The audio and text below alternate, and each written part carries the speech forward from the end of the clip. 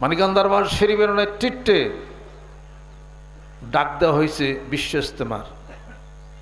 200 মানুষ হইল বিশ্ব ইজতেমা, 10 জন মানুষ হইল বিশ্ব ইজতেমা হবে। এই কথা মনে করেন না পৃথিবীর বিভিন্ন দেশ থেকে লোক আসলে ওইটার নাম বিশ্ব ইজতেমা। কে বুঝাইল আপনারে? অর্থ কি এটার? অনেকেই সমাজ আমার পাগল সাব্যস্ত করবে, এটাই স্বাভাবিক। পাগল তো বানাইতে সময় লাগে না। আল্লাহ নবী সাল্লাল্লাহু আলাইহি সাল্লামের তো পাগল বানাইছিল।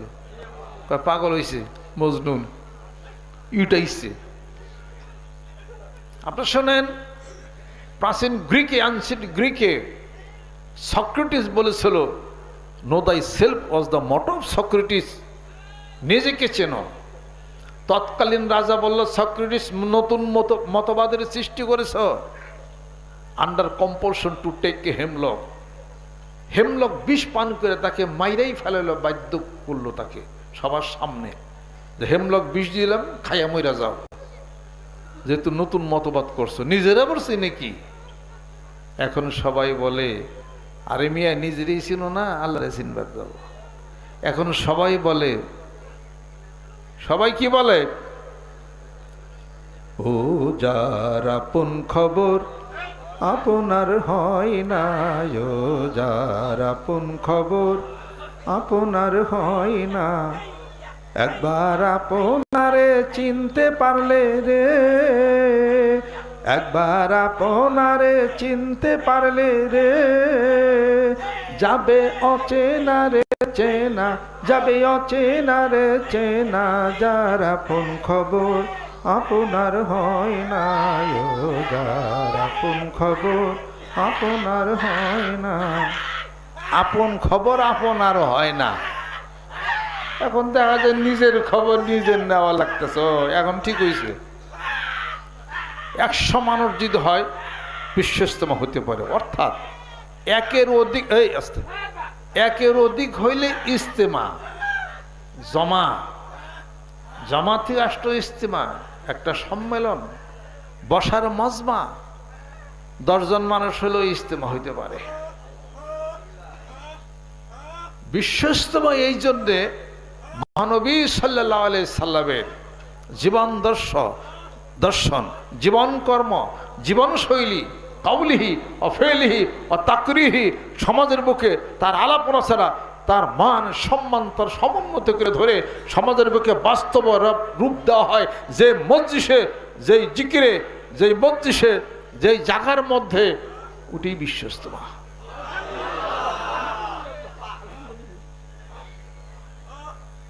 আল্লাহর নবী সাল্লাল্লাহু আলাইহি সাল্লাম হেরা গুহার মধ্যে ধ্যানমগ্ন করছেন না? ধ্যান করছেন না? ধ্যান করেছেন, সাধনা করেছেন।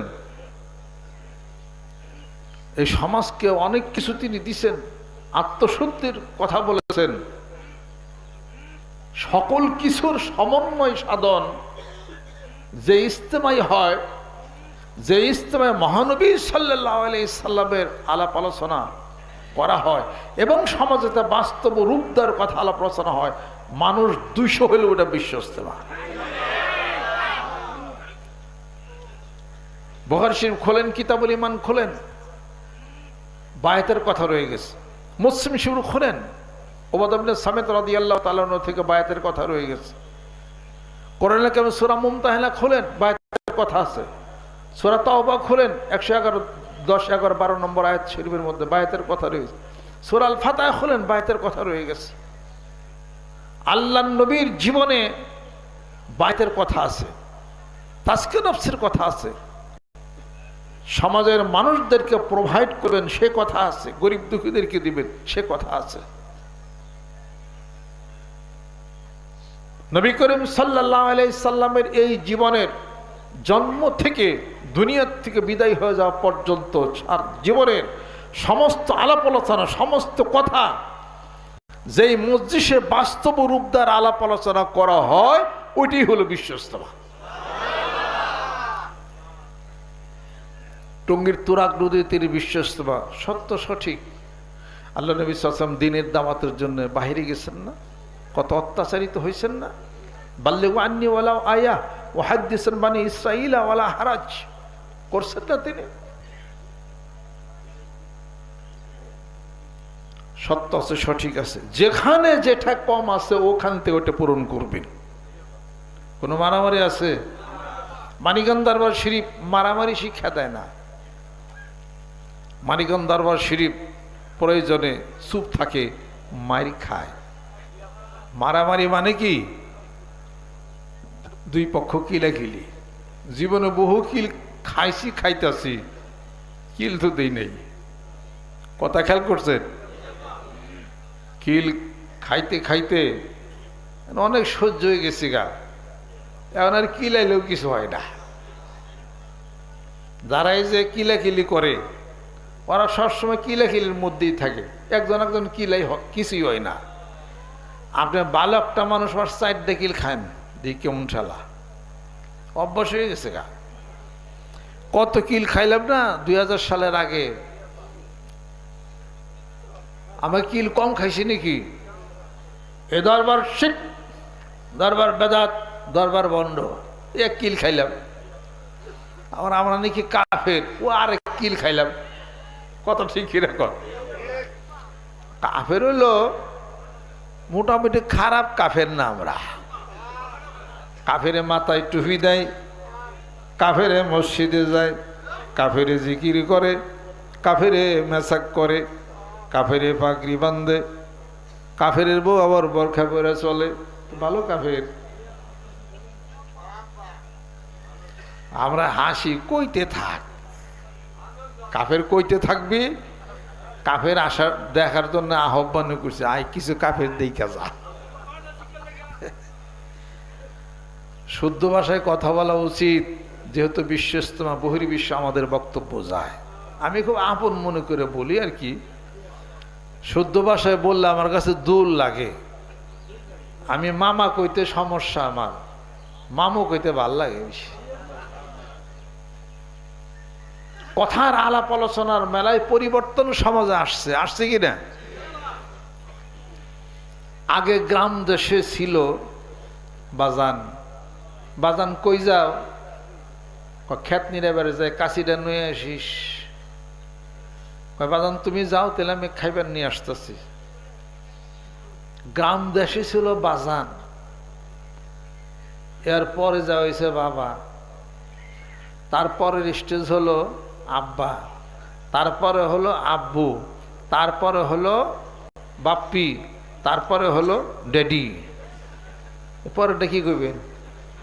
2030 সালে মনে কোনটা যাবে আল্লাহ জানে। গ্রাম দেশে ছিল একেবারে, গ্রাম দেশে মুরব্বীরা বলছে বয়জাবাজি করে আন, দোকানে গেলে বুঝবো কিছু।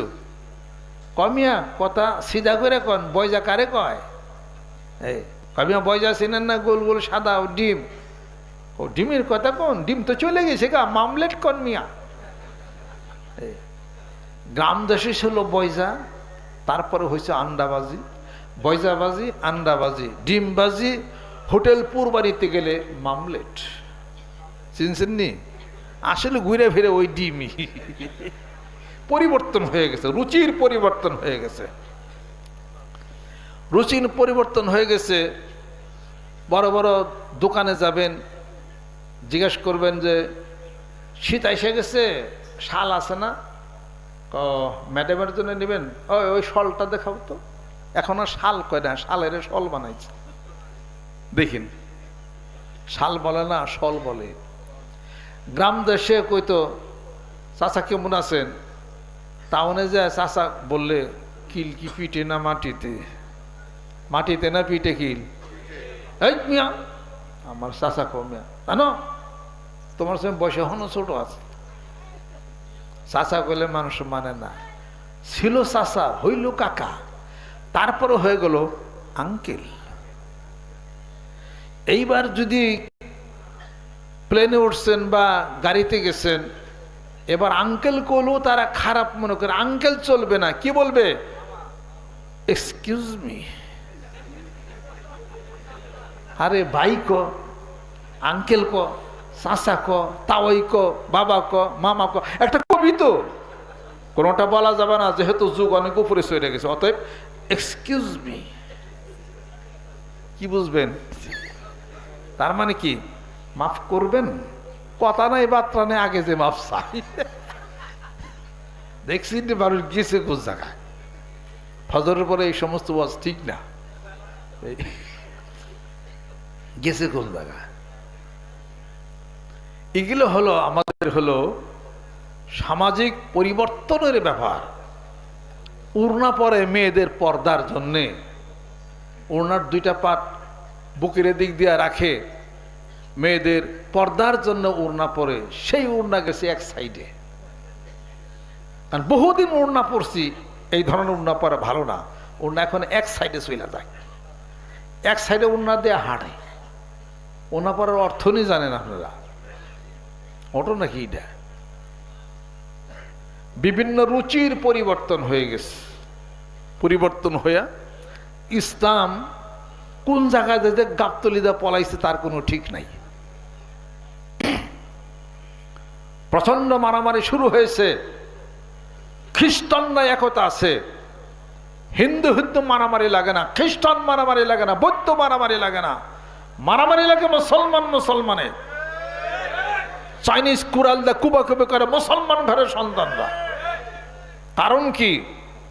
কারণ কোরআন নাই সংসারে। সকালবেলা উঠে বুদ্ধি প্ল্যান করে কারে মারবো, কারে খুন করবে।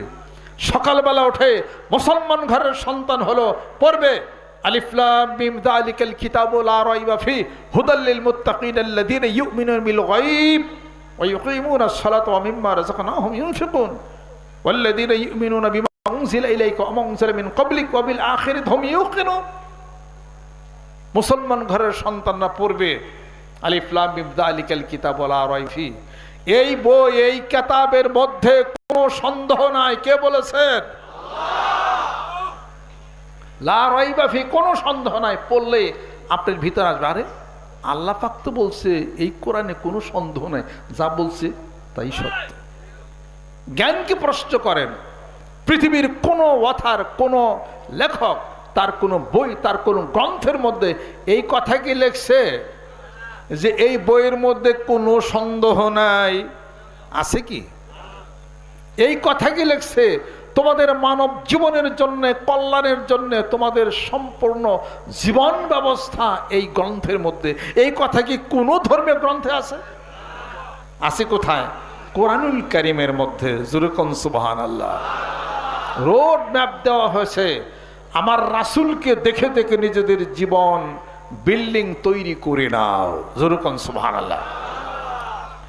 এই জন্য তো আমি বলি, যেই সমাজের মুক্তি সনদ, মুক্তি সনদ আল কোরআন, যেই সমাজের ধনী গরিব, ধনী গরিব এক সমান, যেই সমাজের মুক্তি সনদ, মুক্তি সনদ আল কোরআন, যেই সমাজের ধনী গরিব, ধনী গরিব এক সমান।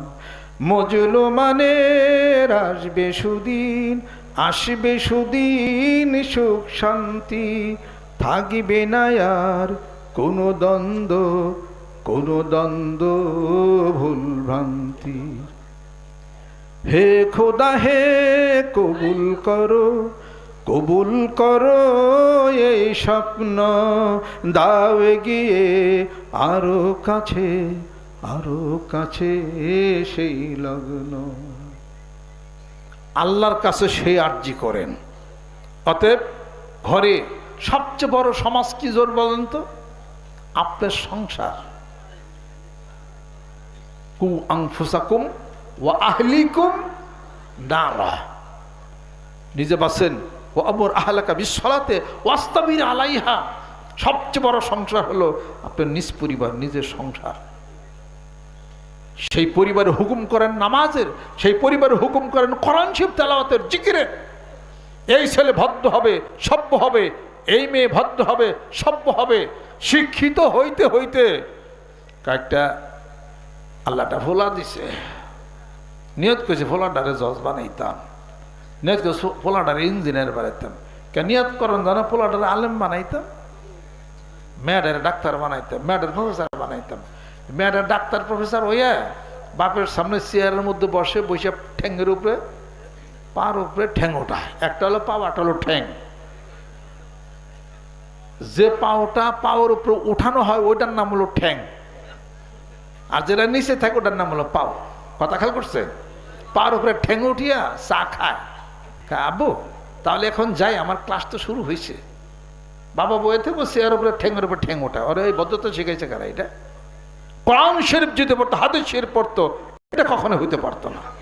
পিতামাতার সাথেই বসতো না, মেয়ে নিচে বসতো। এরা অনেক শিক্ষিত হলে মানুষ ভদ্র সভ্য হয় না। শিক্ষা এক জিনিস, শিক্ষা নিজের জীবনে বাস্তব রূপ দেওয়া আলাদা আরেক জিনিস। এটা বুঝতে হবে। এটা অতএব নিয়ত করে উল্টা পাল্টা, কোরআন শরীফ প্রায়, হাদিস শরীফ প্রায়, কোরআনিক জীবন নাই, নিয়ত উল্টা পাল্টা হবেই। গত একদিন আগের পত্রিকা পেপার পড়েন, ইনকিলাব পেপারের মধ্যে একটা ঘটনা দেখলাম। এক মহিলা মা বোন নিয়ত করছে, আল্লাহ আমারও যদি একটা ফুলা দাও, বাড়ি কুষ্টিয়া, তার একটা ছেলে যদি দাও, আমি নিয়ত করছি আমার পোলাটার 7টা বিয়া করাইতাম। চিন্তা করা পারে নিয়তটা কি? যদি নিয়ত করতো আল্লাহ একটা ছেলে যদি দাও, তাহলে হয়তো উকিল বানাবে, ব্যারিস্টার বানাবে, ইঞ্জিনিয়ার বানাবে। ব্যারিস্টার, উকিল, জজ বানাবেন, ছেলেরা অপরাধ না, এটা ঠিকই আছে, সমাজের দরকার আছে। এটা আপনার ছেলেকে আলেম, কোরআন হাদিস শরীফে আলো যদি না দেন, এই ছেলে তো আপনার মূল্যায়ন করবে না। এটা নিয়ত করতে সমস্যা কি ছিল? মানে আল্লাহ আমার ছেলেটাকে আলেম বানাবো এবং সে জজ হবে, ব্যারিস্টার হবে, ম্যাজিস্ট্রেট হবে, ইউনিভার্সিটির প্রফেসর হবে, আবার আলেমে সে হবে। একজন আলেমের পিতা হলে হাসরের ময়দানে আল্লাহ পাক তাকে নূরের টুপি পরানো হবে। যেরকম এই নিয়ত করা কি খারাপ ছিল? ভালোই তো ছিল। ওই মহিলা বাবার নিয়ত করছে, আল্লাহ একটা ছেলে যদি দেয়, নিয়ত করছি আমার পোলাটারে 7টা বিয়া করাইতাম। এটা হলো মান্নত করছে। মান্নতের অবস্থা দেখছেন? মাসে মান্নত করে যে আল্লাহ একটা ফোলা যদি দাও, মসজিদে একটা মিলাদ পড়ামো, অথবা গরিবদেরকে একটা গরু দিব, মাদ্রাসা এতিমদেরকে একটা খাসি দেব। এইটা নয় মান্নত হইতে পারে। মান্নত করে কি তাই তো বুঝে না। সে মান্নত করছে একটা ছেলে যদি হয় 7টা বিয়া করে তারে, এ হলো মান্নত করছে। তা আল্লাহর কি কাম? ছেলে হইছে, ছেলে বড় হয়েছে, কিছুদিন পরে মা মারা গেছে।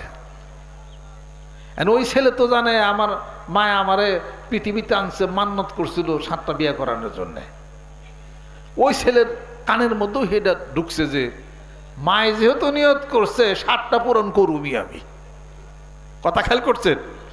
তারও কোরআন হাদিস শরীফের তার জ্ঞান তার নাই। এটা সঙ্গত কারণের মানুষের একাধিক স্ত্রী থাকতে পারে, কিন্তু এটা তো তার বৈধতার মধ্যে থাকতে হবে। সঙ্গত কারণে সংসার পরিত্যাগ করছে, 4 জন যদি থাকে, ইসলামের বিধান এটা ঠিক আছে। মার সেই মনের আশা পূরণ করার জন্য মাঠে নামছে। কিছুদিন লিবিয়া ছিল, চাকরি করার গেছে। লিবিয়ার থেকে এসেই বিসমিল্লাহির রহমানির রহিম বিয়াটা করছে। কিছুদিন পরে আরেকটা করছে। মানুষকে এত বিয়া করো কেন? কথা কয় না, আমার মা মান্নত করে থেকে গেছে আমার নামে। মান্নতের অবস্থা দেয় কি অবস্থা! এরকম করতে করতে বিয়া 7টা করছে। ইনকিলাব পেপারে দেন, গত 2 দিনের আগের পেপার আছে আমার কাছে। পরে জিজ্ঞাসা করে, তুমি এত বিয়া করো কেন? কয় আমার মা মান্নত করে থেকে গেছে, আমার মার কথা আমি ওইটার বাস্তব রূপ দিব। পরে দেখলাম যে পেপারে দিছে 7 জন বউ, এক সিরিয়ালে সব বই রয়েছে। জিজ্ঞাসা করছে সাংবাদিকরা যে তোমরা এত গুণা তেলে কাজে ঝগড়া করো না? কয় না, আমরা কোনো কাজে ঝগড়া করি না, মিলমিশির মধ্যে আছে। আমি মনে মনে ভাবলাম যে কাজে ঝগড়া লাগে না কেন। আমি মনে মনে চিন্তা করলাম যে মানুষের দুই বই কত খামচা খামচি পিঠের আমরা উঠি আলায়, তিনজন তো কথাই নাই, চারজন হলে তো কুরুক্ষেত্র বদরের যুদ্ধ। কিন্তু এই 7 জন মিলে বিয়ে করে একসাথে বই রয়েছে সবটি, এগুলো কাজে লাগে না, কারণটা কি? পরে খেয়াল করলাম একটা জিনিস, সেটা হলো কি, ও ইসলামের বিধানের বাইরে কাজ করছে হলো 7টাই সমাজকে দেখাইতেছে, ওর পথভ্রষ্ট হয়ে গেছে। শয়তান কয় যে তোরে তো আমার ধোঁকা দেওয়ার কিছু নাই, কাজা লাগবো কি? কাজা তো শয়তানে লাগায়, ও তো আর বড়টা কাম তো একসাথেই করছে, ওর তো শয়তান কাছে যায় পুরা। অবৈধতার মধ্যে 7টাই একসাথে ফটো উঠিয়া দিছে, বৈশরিছে, কাজে মেল মিষ্ট শয়তান লাগাই এই দিব, ও তো পথভ্রষ্টতার মধ্যেই গেছে। যে বৈধতার মধ্যে আছে 2 জন 3 জন 4 জন আছে, কায়জা লাগাবো তাদের মধ্যে শয়তান, ও তো বৈধতার মধ্যে আছে, কায়জা ঝগড়া লাগাই দিয়ে ফ্যাসাদ লাগাই দেবে, তর্ক বিতর্ক হবে, অশান্তি সৃষ্টি করবে শয়তান। আমি আপনাদের খেদমত আরজ করতে চাই, যখন আল্লাহর দিকে যাবেন, রাসূলের দিকে যাবেন, মাথায় টুপি দিবেন, দাঁড়িয়ে রাখবেন, জিকির করবেন, নামাজ পড়বেন, শয়তান তখন আপনার মনটাকে দুর্বল করে দেবে। শয়তান তো আপনার আমার পিছনেই লাগবে। আপনাদের পিছনে শয়তান যদি থাকে 2টা, আমার পিছনে কয়টা আছে? কমপক্ষে 301টা। তার কারণ আমি তো নেতৃত্ব দিই, ইয়াওমা নাদউ কুল্লা উনাসিন বিইমামিহিম ফামান উতিয়া কিতাবাহু বিয়ামিনিহি ফাউলাইকা ইয়াকরাউনা কিতাবাহুম ওয়ালা ইউজলামুনা ফাতিলা। প্রত্যেকটা নেতাকে তার নেতৃত্বের প্রশ্ন করা হবে হাসরের ময়দানে। অতএব আমাকে যদি পথভ্রষ্ট করতে পারে শয়তান, লক্ষ লক্ষ জনতা পথভ্রষ্ট হবে। অতএব শয়তান আমার পিছনে বেশি, যেখানে আমার বেশি করা লাগে তা আলহামদুলিল্লাহ আমি কম করলেও একটু হয়, মনে হয় আমি এত মানুষের জিকিরতে কিছু ভাগ পাই না, কিছু জিকির করে দোয়া করেন আমার জন্যে, অনেকে দোয়া করে আমার জন্যে। জিকির তালেই যতটুকু সম্ভব থাকার চেষ্টা করি। তারপরে তো এই যে বিনামূল্যে চিকিৎসা করি, অসুখ বিসুখ চিকিৎসা করি, কথাবার্তা বলি, কত মানুষের জীবনে শান্তি বা হয়তো ফিরাইছি। জিকির আজকার করেন, আমার কথা অনেকে মানেন, এই জন্য কিছু সব কি পাবো না, কিছু তো পাওয়ার ভাগিদার। এই জন্য হয়তো যদি 6 বার জিকির করি, আল্লাহর 4 বার আমাকে যারা ভালোবাসে তারা হয়তো পূরণ করে দিচ্ছে, আলহামদুলিল্লাহ। আল্লাহ পাক আমাদেরকে যেন কবুল করে নেন, রহমত করে নেন। অতএব পিছনে কিছু লোক আছে, তারা বলবে অনেক মেলা হয়, কে আমরা কি ডিসেম্বরের মেলা করি নাকি? এনে হাউজে খেলা আছে, মেলা, এদিকে গান বাজনা আছে, মানে আমরা কোন একটা গজলের সুর দিলে ওটা গান, কি যে একটা বিপদ, কি যে একটা সমস্যা, বুঝবো না কোনো কিছু। এটা বুঝবে কেমনি করে? সারা জীবন হলো মানুষ হয়েছে, আলেম হয়েছে, সারা জীবন বড়া ওই চামড়া বেচার টাকা খায় ওরা।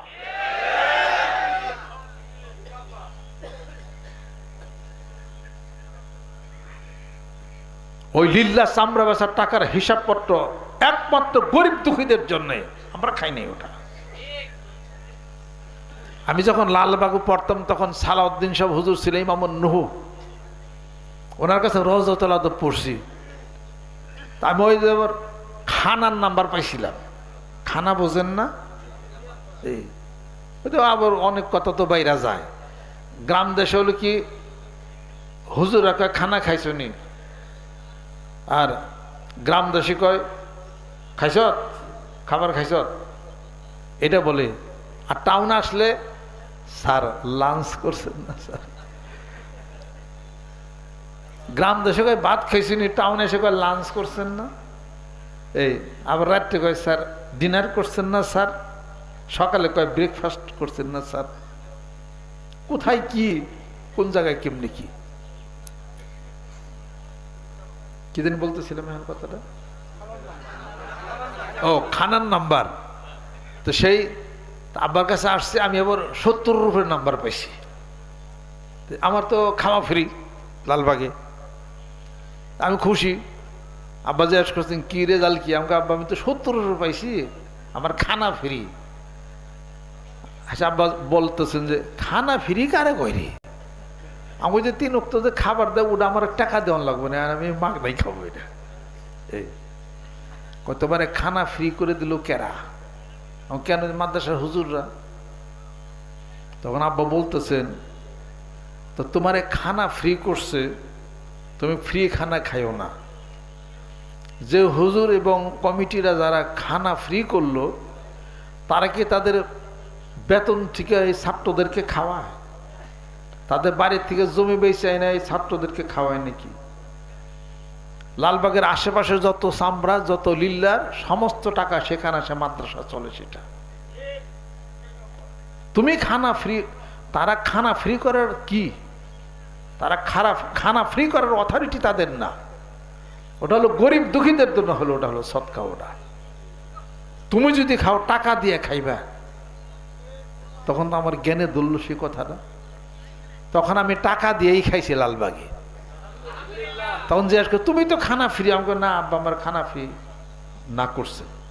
আব্বা বল তুমি একটা প্রফেসরের ছেলে এবং তুমি হালাল হিসাবে তুমি চলবা, আর ওইটা যদি তুমি খাও তো তোমার মাথার মন নষ্ট হয়ে যাবে, তোমার মন ছোট হয়ে যাবে তোমার। এটা যার শক্তি সামর্থ্য আছে সে টাকা দিয়ে মাদ্রাসায় খাবে, তার ফ্রি খাওয়া কখন এটা জায়েজ না। এটা আমার বাবা আমার এটা শিখাইছে।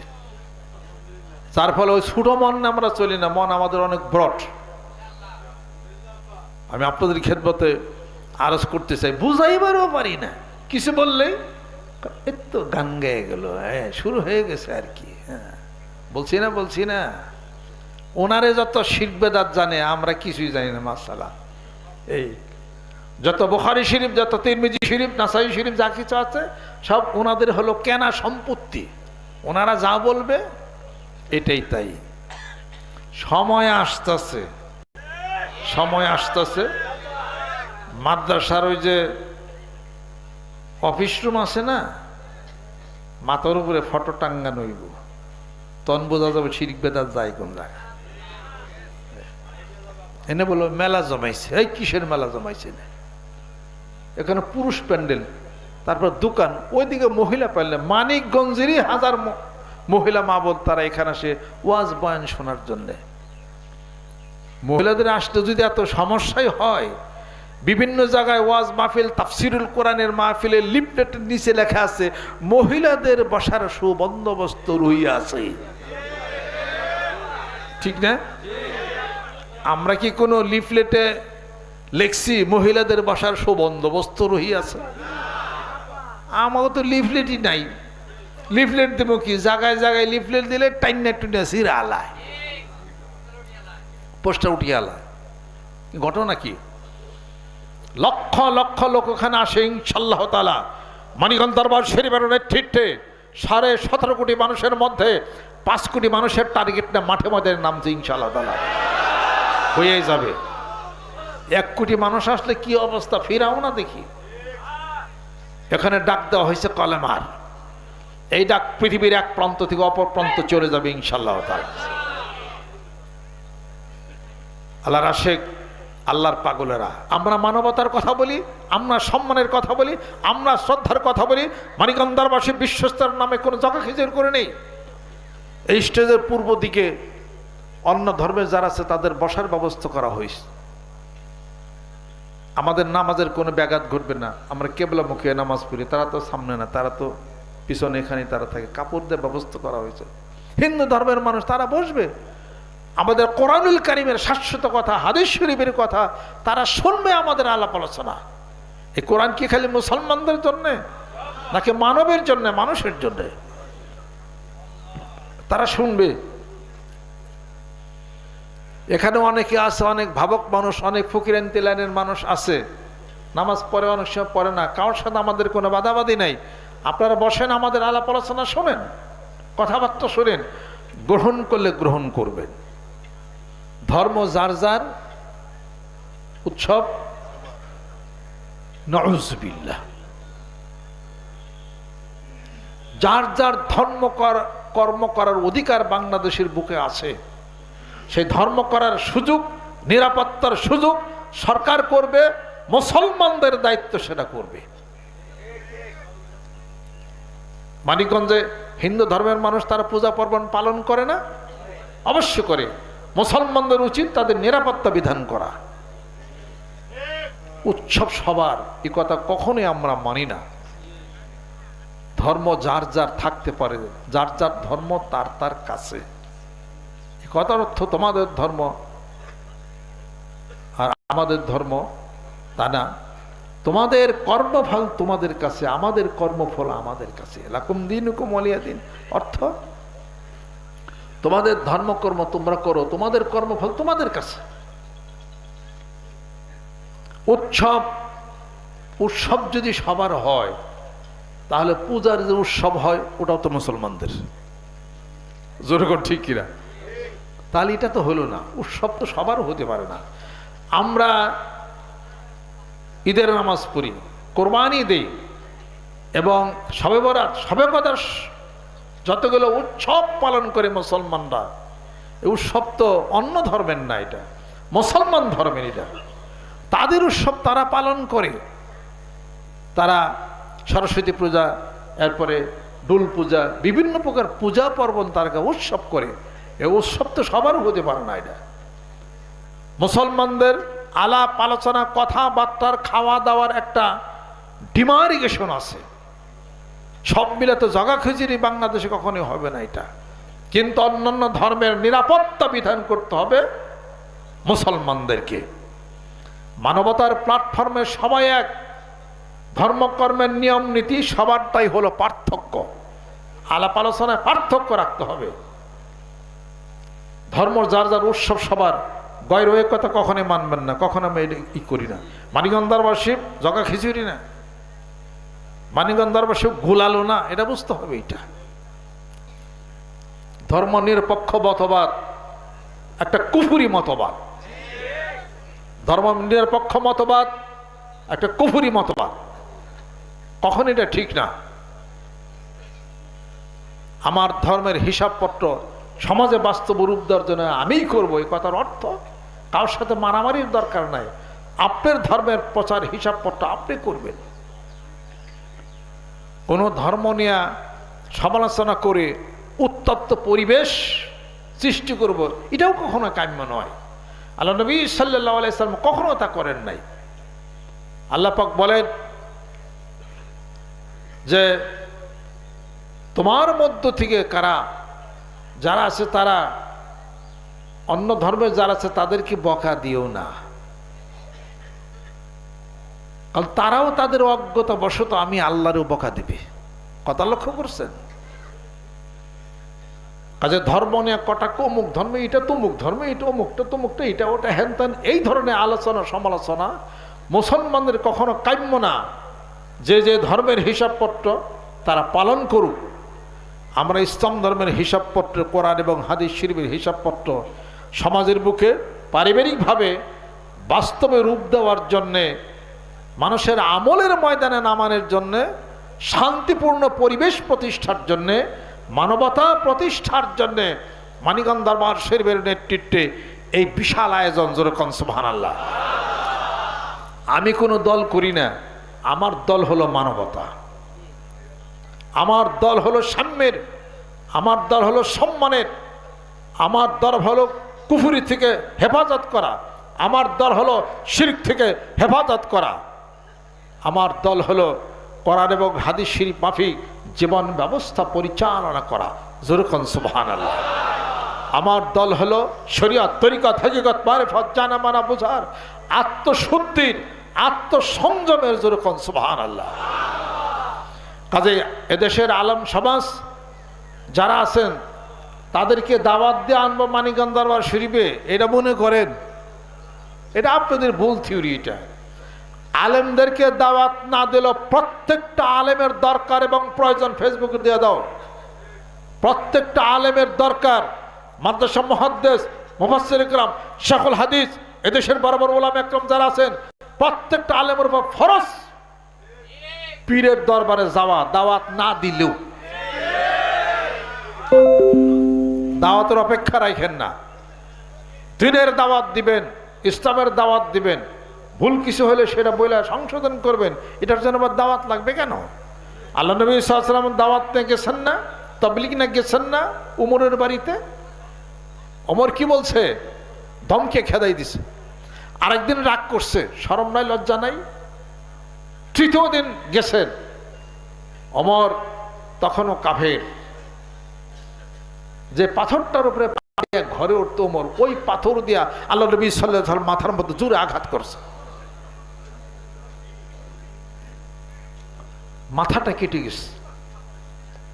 ওমর মুসলমান হওয়ার পরে আল্লাহ নবী সাল্লাল্লাহু আলাইহি ওয়াসাল্লাম ওমরের পার উপরে মাথা রেখে একবার ঘুমাসে গেলেন। হযরত ওমর রাদিয়াল্লাহু তাআলা আনহু মাথাটা হাতে দিতেছিলেন, চুলগুলা বিন্যাস করে দিতেছিলেন। দেখে যে ওই জায়গাটার মধ্যে কাটা দেখা যায়।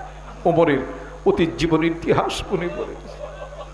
আরে আমি ওমর বুঝতে পারি নাই আমি পাথর দিয়ে রসুলকে আঘাত করেছিলাম। ওমর কাঁদতেছে, চোখ দিয়ে পানি পড়তেছে। আল্লাহ নবী সাল্লাল্লাহু আলাইহি ওয়াসাল্লাম ঘুম থেকে উঠে বলে, ওমর কান্দো কেন, চোখে পানি কেন? কয়, ইয়া রাসূলুল্লাহ, আপনাকে আঘাত করেছিলাম, সেই সাদা জায়গাটা, শুভ্র জায়গাটা মাথার মধ্যে এখন স্পষ্টভাবে রয়ে গেছে। আল্লাহ নবী সাল্লাল্লাহু আলাইহি ওয়াসাল্লাম ওমরকে বদ্ধ করে নাই। আল্লাহ নবী সাল্লাল্লাহু আলাইহি ওয়াসাল্লাম বলে, হে আল্লাহ, ওমরকে ইসলাম জাহানের খলিফা তুমি বানিয়ে দাও। আল্লাহর রাসূলের কথা সঙ্গে সঙ্গে কবুল হয়ে গেছে। এটাই হলো ইসলাম, এটাই হলো হিসাবপত্রের কথা। মানিকগঞ্জ দরবার শরীফ মানবতার কথা বলে, সম্মানের কথা, শ্রদ্ধার কথা বলে।